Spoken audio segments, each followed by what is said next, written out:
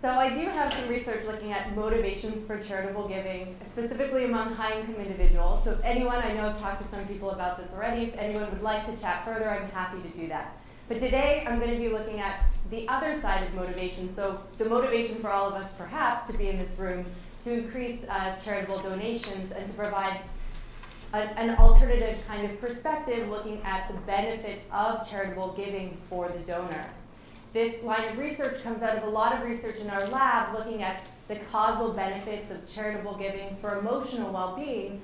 And what I wanted to explore as a graduate student is whether or not charitable donations can also have downstream consequences for physical health.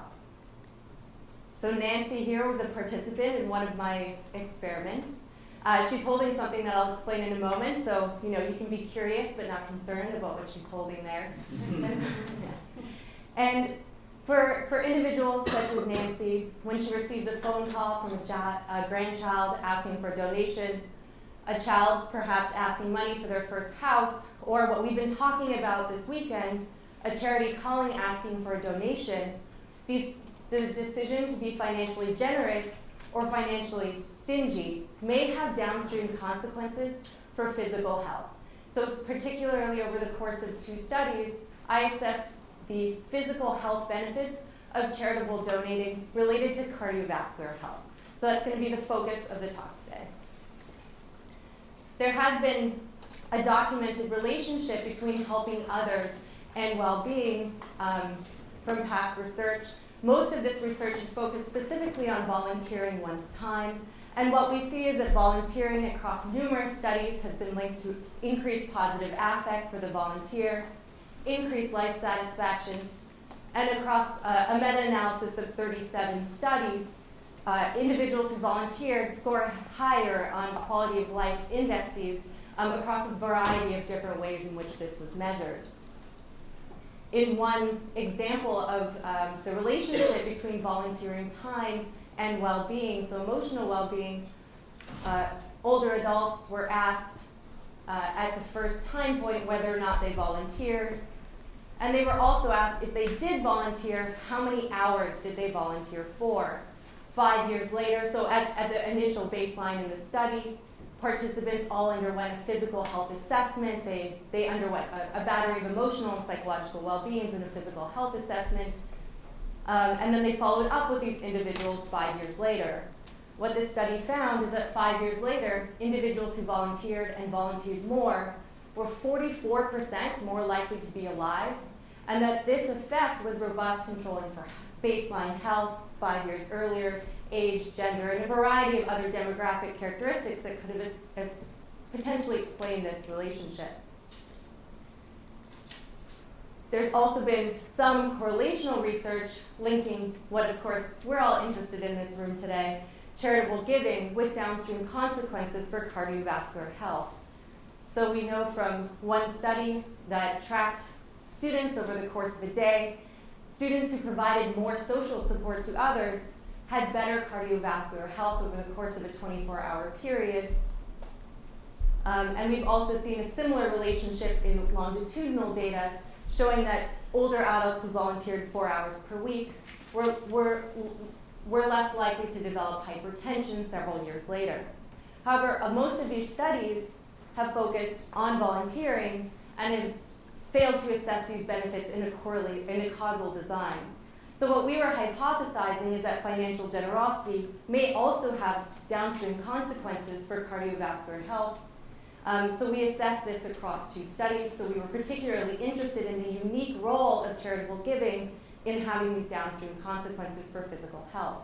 In study 1, we look at this in a correlational way. We specifically focus on older adults with high blood pressure, which is something I'll talk about in just one moment. And in study 2, we provide the first suggestive evidence that financial generosity may actually improve the heart health of older adults. So I'll be talking about that study, the methods that we have, and a little bit about some of our preliminary reasons or the targets of the charitable spending that seem maybe to be particularly effective at eliciting these benefits. So why did we focus on blood pressure? So we know blood pressure is subject to modification via medication, diet, and exercise. We also know that the benefits of medication and things are additive, so if you add one more blood pressure medication, that can cause additional improvements above and beyond the other, therefore providing some room for financial generosity to potentially impact cardiovascular health. And we also know that high blood pressure is a very important health issue, so it leads to 8 million premature deaths per year in North America. And just so that when I'm talking through my results, I know we've all had our blood pressure taken, but it's good just to kind of talk through the two primary results that I will be presenting. So the top number, which we've all seen, this is systolic blood pressure. This is the force at which blood leaves the heart. And then we have diastolic blood pressure, which is the force in which blood enters back into the heart. Both are, have downstream consequences for cardiovascular events. Systolic seems to be slightly more important, but both are relevant markers here. And these are the key analyses that I'm going to be focusing on, the key outcomes that I'm focusing on across these two studies. So in study one, we wanted to provide an associative test of the relationship between financial generosity and cardiovascular health, specifically among older adults. So we chose older adults as our target sample here because we know from past research that prosocial behavior seems to have particularly beneficial consequences for the health of more at-risk individuals and older adult participants who may be retired, and volunteering and both charitable giving provides them with this additional way of engaging with the community and so on and so forth. So that's why particularly we're looking at older adult populations, and because we know that psychosocial interventions and psychosocial variables are most impactful in the case where someone is at risk, so it's hard to affect change on a measure in which you have no variability, we wanted to focus particularly at older adults with higher blood pressure in this first study and across the other study as well. So we took data from the MIDAS study. So the MIDAS study is a nationally representative sample of adults in the United States. And the unique aspect of this study is that everybody who comes in at baseline completes a battery of psychological and physical health measures that are self-reported, and then comes in again for a follow-up in which they're actually having physical health measurements taken. So they come into a lab for a 24-hour period of time and have a battery of physical health measures taken, which was particularly important in our case, so we're looking at actual physical health outcomes in above and beyond self-reported physical health, which has been documented in the literature today. So in this sample, we had 105 older adult participants who were diagnosed with high blood pressure, self-reported having been diagnosed with high blood pressure at the first time point in the study. And in this first survey, they report the amount of money that they give on average to others. We collapsed across multiple categories. We see some differences across specific categories, which I'm going to talk about a little bit later. We're still in the process of exploring this data set in more detail, but I do have some preliminary evidence regarding which categories seem to have the most benefit for cardiovascular health. For now, I'm going to present the results with this collapsed measure. So this asked about any money that they had donated financially on average per month. And this happened at time one when people came into the study. They either did these surveys over the phone or they came in for a lab assessment. And we have the blood pressure measures at time two. And so they came in, as I said, for physical health assessment, and they had their blood pressure taken, and each of these visits occurred approximately 2 years later, on average. So I did look at a ton of different covariates and everything like that. I have regression tables at the back of my PowerPoint. I can give you the paper if you wanted to see them, but I'm just going to present you here the beta weights controlling for the significant covariates in our model that also explain blood pressure readings at time two. So what we find is for individuals who spent more money, so in the sample for older adults with high blood pressure, spent more on others on average per month, they had lower systolic blood pressure at time two, so again, this is 2 years later. And we also see these effects on diastolic blood pressure approximately 2 years later. And of course, I did look at this, and these results hold controlling above and beyond other covariates that could potentially explain this relationship. And importantly, and what I don't have here, is that these results are independent and actually above and beyond the benefits of volunteering. So for this particular sample, From the MIDAS data set, 55 years of age and older, who had high blood pressure, we see that charitable giving had a significant negative relationship with both systolic and diastolic blood pressure, where in this particular subsample, volunteering did not. So of course, in study one, this is a correlational relationship. We can't assess causation. What we're really interested in is getting a sense of whether financial generosity can cause improvements in systolic health, particularly among older adult participants. So I would like to think of this when I was sitting here thinking that it's fitting that I'm the last speaker, so this is sort of a promissory note, perhaps, that we can end on. It's obviously, I would love to run a ton more people through this sample, but this is some initial evidence that financial generosity seemed to cause improvements in in cardiovascular health. So what we did is we recruited older adults, 65 and older, to come into our lab for a 6-week study. We had 73 participants randomly assigned to one of two conditions, which I'll talk about in a moment. And they were all, again, diagnosed with high blood pressure prior to coming into the study. They had to be 65 years of age or older. The mean age was 73. And we had a range of 65 to 83 years old coming to our study to participate. They thought they were coming in to participate in a study on spending experiences. They were told that they'd be paid a sum of money that they would have to spend in a particular way, but weren't told exactly how they would have to spend the money at the beginning of the study.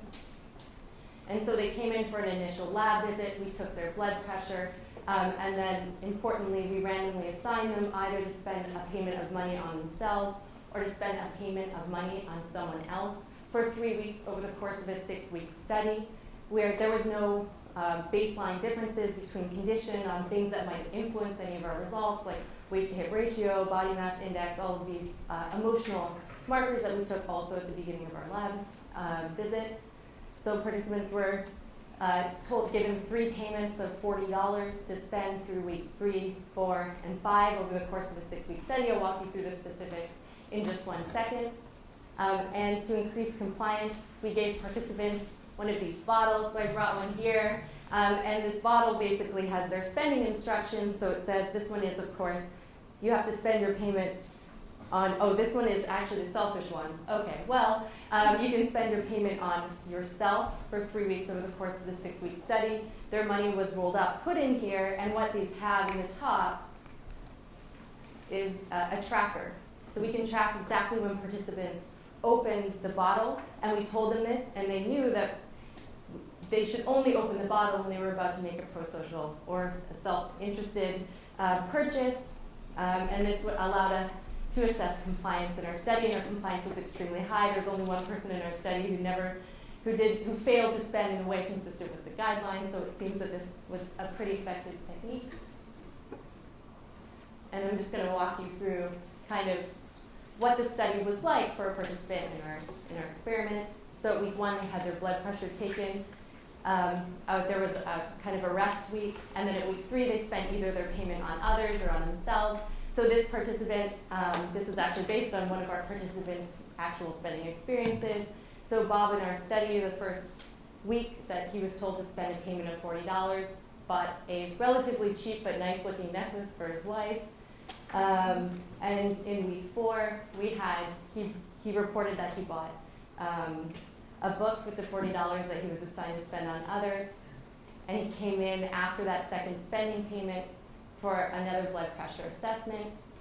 And then in week 5, he actually donated his spending payment to a charity that was in honor of his friend who he'd served with in the Vietnam War. And he came in at week 6 after sort of a rest week and had a follow-up blood pressure measure taken. So just to the results. So the results reported here are controlling for baseline, although there was no baseline differences, and it's aggregating across both week 4 and week 6, which are the spending weeks. So these are post-spending weeks. I also have a slide later that shows the results, not collapsing across the post-spending weeks, but it's essentially consistent. So what we see is that for individuals who are assigned to spend money on others for 3 weeks over the course of a 6-week study, that they showed a significant reduction in systolic blood pressure over the course of the study. And we see the same pattern of results on diastolic blood pressure, suggesting that suggesting that spending 3 payments of $40 on others for 3 weeks over the course of a 6-week study appeared to lead to significant improvements in cardiovascular health for the participants in our study. So this is just kind of note. I added it just out of curiosity. So we saw across weeks that most people, so each one of these bars represents 1 week in the study. So you have week 3, 4, and 5, which was the weeks that participants spent money in the study. And this is just looking at the pro-social spending conditions, so just people who spend money on others. We see that most people are spending actually on non-family as opposed to family, so this is just one way that you could break up the data. And interestingly, one of my students wanted to look at the target, whether or not target mattered for the benefits. And we see, kind of on an exploratory basis, that actually the benefits seem to emerge particularly for people who never spent on their family. So they were spending primarily on either their friends or charitable organizations. But so it seems that the greatest benefits here were for people who were not actually giving directly within their own family.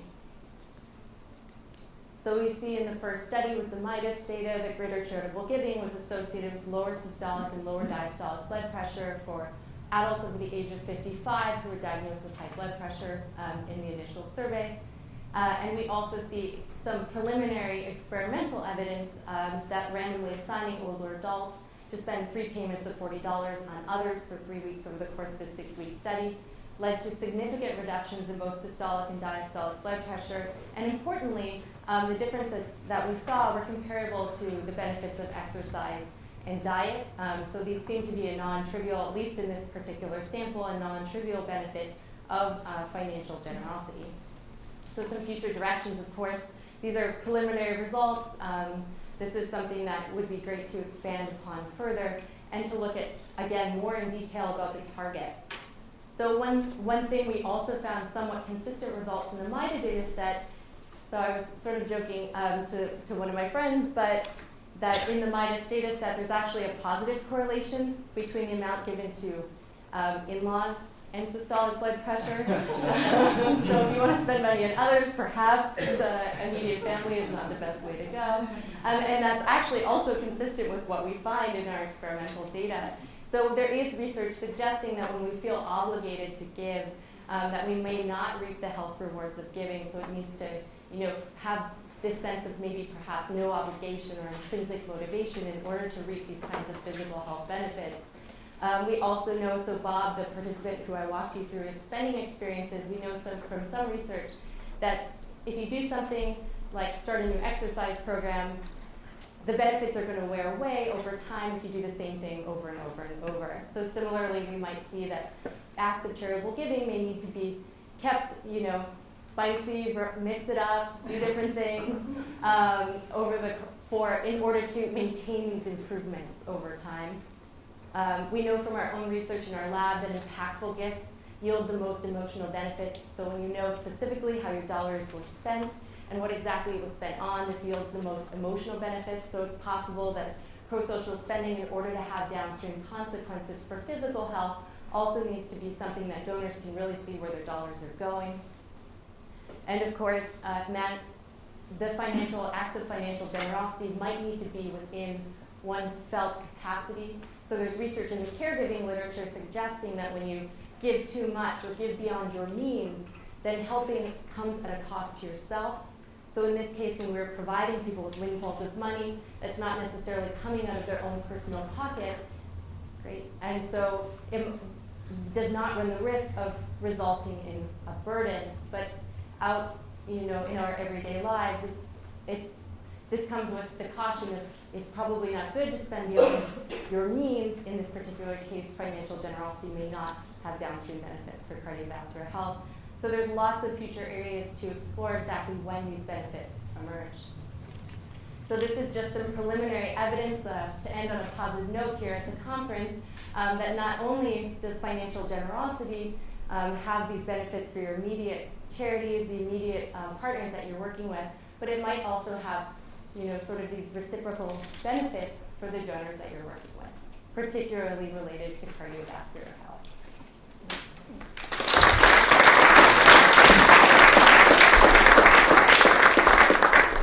Any questions? As someone who who suffers from white coat syndrome, Yeah. I know that at the time your blood pressure is taken, it can be enormously variable and not indicate what's really happened over the last 3 weeks. In the first blood pressure, do subjects know whether they're in a treatment group, which treatment group? So all participants, so in the first study, this is the MIDAS data, the correlation. No, I'm talking the second. The experiment, sure. So that's a great question related to white coat hypertension. Obviously, for the sake of time, we didn't really go into the details of how we collected the data, but we do have an automatic blood pressure machine. The way that standard protocol, sort of best practice, is you have 6 automatic measures that are taken on the non-dominant arm, and you actually set them up. You do a trial just to figure out what, just so that they get used to it. Then you leave the room. The blood pressure machine takes 6 automatic measures, and this is actually a procedure designed to reduce white coat hypertension. Okay. In terms of the hypotheses of the study, which is your second point, participants knew the instructions that they were given. They were not allowed to participate in the study if they knew other people in the study. And in our debriefing protocols, we did not have any awareness of another condition come up because of the strict eligibility requirements we had coming in and the checks that we did on the participants that we had coming in. But those are both great. I meant them to be related because I'm trying to see if there's an experimenter-induced anxiety where if you're assigned to give it to others, you may feel nervous because you haven't done a good job on it. So in addition to doing it in private, are they assured it's double-blind? So we don't, it is double-blind. We didn't explicitly tell participants, so if anything though, I would predict that in this case the results would be reversed.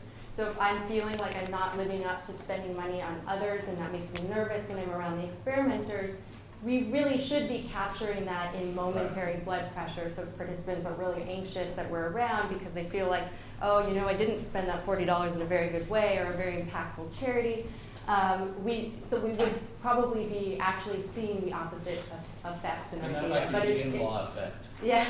Makes them think about the in-laws. Yeah, maybe. Yes. So what do you think is the mechanism here? So is it MUDA? Is it? So interestingly in our data, so you would expect, we do have a lot of research in our lab suggesting that charitable giving increases emotional benefits. Interestingly, in this study with older adults, we did not find that effect. And we think it's because older adults actually are more emotionally stable.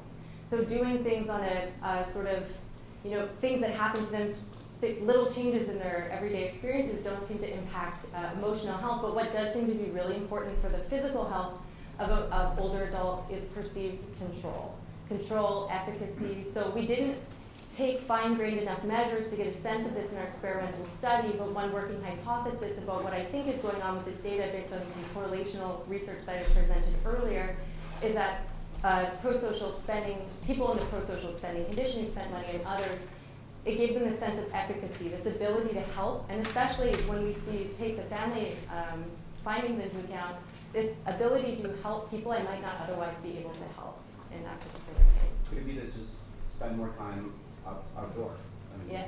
So we don't see any differences on body mass index, waist to hip ratio, anything that indicates there's more physical activity going on for individuals who spent money on others rather than themselves. But it could be also that they spent more time with other people, So which we know is the good for distribution of how many times they open the bottle up across treatments is the same. So Yes. every time they open the bottle, you have a benefit. Yeah. And it's the same. Yeah. And what is the average? So the average is once per week during those 3 spending weeks of when they opened the bottle, consistent with the instructions that they were provided with. So they were supposed to spend it all at once? Yeah, the $40 they had to spend all at once each week. Do you know if these folks were also volunteering?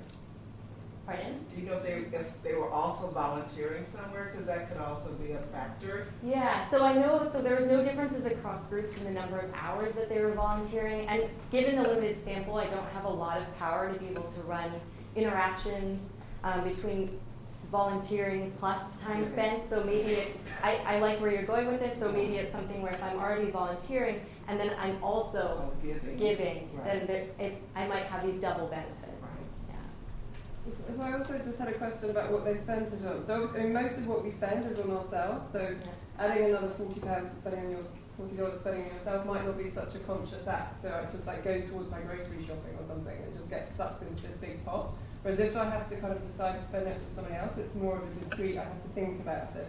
So you put examples of the types of gifts that people bought for other people, but is it as deliberate and kind of separated from their general spending when they spend it on themselves? Are they kind of thinking about like it's a special gift for me, or it's like a meal out for me, or is it just like it was another $40 at the grocery store? Because that wouldn't really do it for me either. But maybe if you're actually consciously buying a discrete thing, it's actually part of the spending process. Yeah, that's a great point. I haven't analyzed the data that way, but it was fairly split in terms of to the extent that people made it an experience for themselves, which we know experiential purchases are good for well-being. To the extent that people are like, I'm just putting this towards bills. So I think that's a great point for me to go back in the data, code that particular aspect, and see if that's also driving differences in the self-spending. Yeah, just to see how they spent it, because you gave great examples of the three things with the other spending, but to see whether it's similar across the self-spending. Could it be that there's reciprocity going on, like once when these people like give all these gifts, that they also receive more gifts from their friends? I mean, if you get a present, you probably give it back at some point, and you do it over several weeks. Right. Yeah, we don't have that in our data, so it's a definite possibility. There's another mechanism question. Could it be through stress reductions? And is there anything in the data to... Yeah, so I mean, like I said, this is a very limited sample, so I'm really hesitant toward doing a lot of mechanisms. I can give kind of general, but I did look at that specific question, given some of the research suggesting that volunteering buffers against stressors in one's everyday life. And I do find a little bit of evidence for that. So for people who were, there's less of a relationship between stress and blood pressure for individuals who spend money and others, which is suggestive of this. But given the limited number of people in my sample, I hesitate to make strong conclusions about it. But my data was consistent with past work. I just would like to, if you could repeat the experiment with the same subjects again and see if the novelty effect of the first type was, then if they didn't get up to the same effect. Yeah, I think novelty is a critical feature to look at. Maybe if I can, leverage these pilot data to get some interest in running more studies where I randomly assign people to spend money, then. Well, tell people that they don't have heart attacks if they fund that study. For your local hospital foundation. Okay, last one. So I'm also interested to know, you mentioned before about something about when they were talking about what they spent the gifts on. Yeah. And so I'd be interested to know if how much talking to someone else and getting that positive reinforcement from an outside person and feeling good because now you've shared something good that you've done with somebody else. Right. And so maybe they did share it with the research assistants, so this is a plausible and maybe setting explanation. up where you do some people that just do like a random act of kindness, they're not spending money, but they're doing something nice still, and then sharing that experience with somebody else so that they're getting like that immediate, feedback from somebody that says, hey, you're doing something good and good for you, and like just the interaction, and if that has something that actually helps something better, like physically and mentally. Yeah, that'd be really nice. Okay, on that note, thank you very much.